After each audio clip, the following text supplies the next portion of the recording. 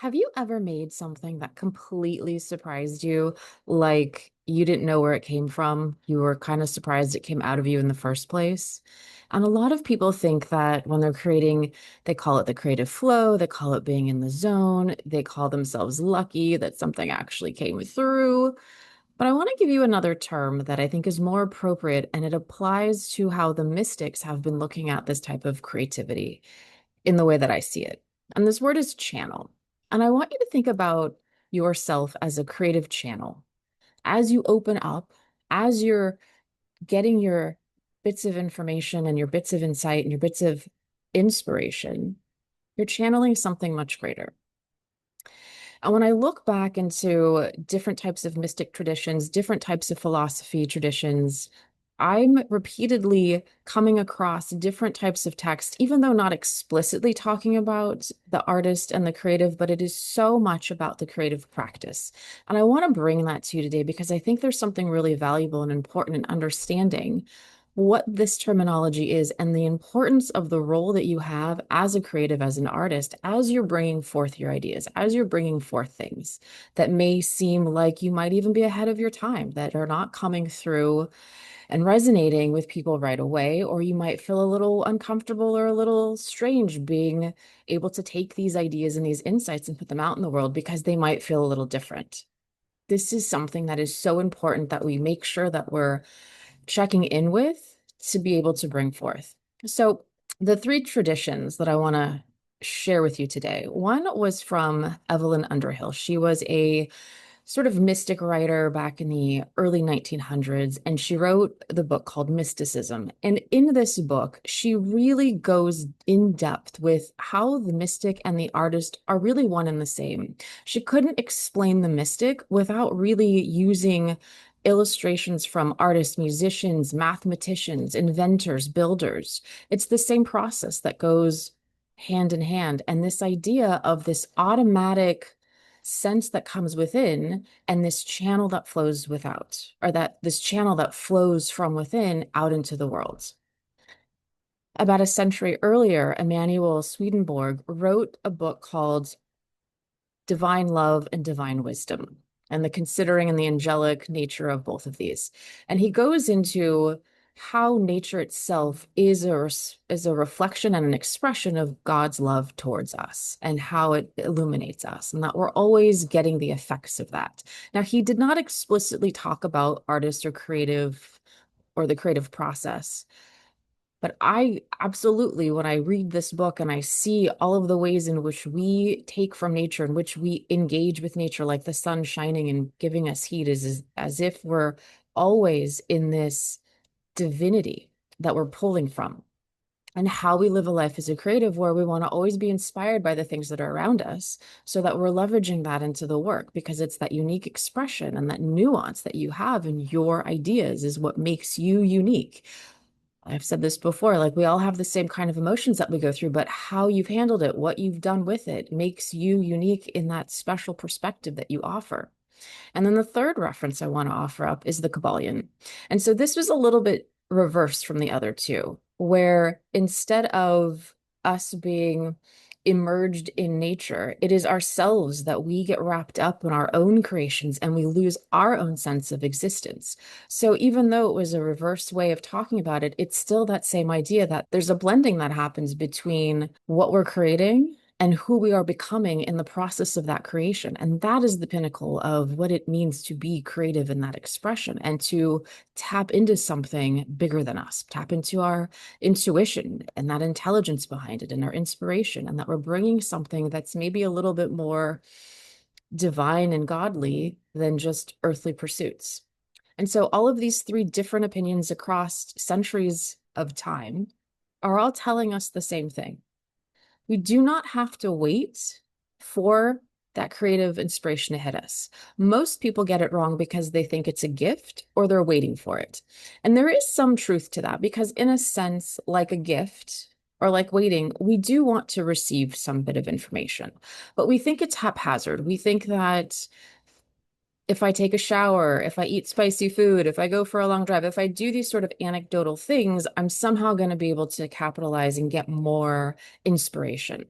And it's a little bit simpler than that.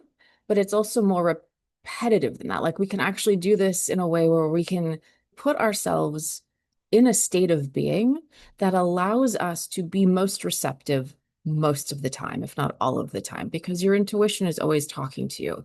And I think intuition, I believe, is like a highest form of us being in alignment with ourselves and really with the cosmos. All nature is intuitive and has its own time frame and its own cycles, as do we. And we just have to merge with that and be in that flow with both active and rest. And so when we're trying to get into this channel, a lot of times we want to force it, we want to push it, we're trying to make something come out of us. And you can access this with intention, not with force. And so, in my own experience, as someone who creates every single day, and you want to always stay sharp and you always want to stay in tune and you always want to just keep doing more and more, and that's my own guilty pleasure. But I've learned over time that it's not how much mental agility I have or the mental discipline or the strength or some sort of strategy or some specific practice or ritual or even just more discipline. It was really through the body. And I know that might sound a little cliche, but you really feel the feelings and then move through them. But there is this sense of when your body is congested, when there's too much happening in the body that it literally restricts the area. It restricts you from being able to receive information. And so, just as a practice, so that we can ground some of these philosophical ideas into our own life and actually use them today, you want to be able to feel it in the body. The first thing that you want to do is really check in with the body. It's super simple. Check your breathing, check your body structure, see what stresses that you're holding on to, and give yourself 30 seconds, real 30 seconds of just going within, feeling all the feels and moving past it. Because a lot of that you probably already know your mindset, how you think, the illusions that are floating with you or within you, the self-doubt that's coming through, all of that stuff we just know is just theatrical most of the time. And if there's something real, you have to deal with it. And that's the hard part of this, is because we do have to deal with a certain level of ourselves, the emotional state that we're in to calibrate it, the mental state that we're in so we can calibrate it. But once you get into this practice, and if you do this on a very regular basis, on a daily basis, every time before you start work, that shift gets shorter and shorter and shorter. It doesn't take very long for you to go ahead and get in that mode, in that channel, in that space. And then you're always guided by your intuition. So here's, again, I just want to reiterate, a lot of times when we do this check, when we open up, we're still waiting for something to come through. And there's nothing wrong with waiting or letting inspiration hit when it needs to hit, but we also want to make sure that we're still taking action and we're moving forward, because that's important. And you have to let your intuition move you, guide you, especially when things are unknown, things are dark. You don't have a map. That becomes the map. And it goes into a much deeper teaching. But for this video, I just want to really look at and just really drive this principle home that you are a creative channel. And if you take that seriously, if you really do the practice and open up your body and open up yourself to present moment, you're going to be able to allow things to come in that you would have never anticipated, that will completely surprise you. And if you allow the curiosity of your inner child to let you go on a little journey and to do things that don't make sense right away, or you would know that maybe down the road it's all going to come together, because it usually does, or where you explored and spent time actually pays off for something completely different. And we're open to that.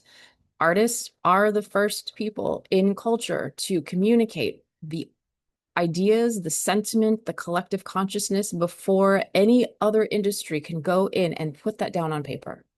Time and time again, an artist will depict what's going on while the science world is catching up years later. So it is important that you understand your role if you really want to take your creativity seriously and what you do and what you put into the world. And the voice that you have is so, so important. I think if you see yourself as a real channel, you'll take some of those ideas much more seriously and not dismiss them or put them off, that you are getting them at the exact right time to do something specific with it. I wrote a whole Substack article on the specific topic. I go a little bit deeper and I'm going to put a link down below. I'd also like to invite you to the Creative Cave, which is a free private group where we can go in a little bit deeper and talk about what it is in the moment of creating it in that process so that we're with people like us building for things for the future. Thank you so much for being here. I look forward to seeing you next time. Leave any comments below if there's something that sparked something in you or there was some other idea that popped up for you. I'd always love to know. And so I know that this video resonated for you. Thank you so much, and I'll see you next time. Take care. Bye.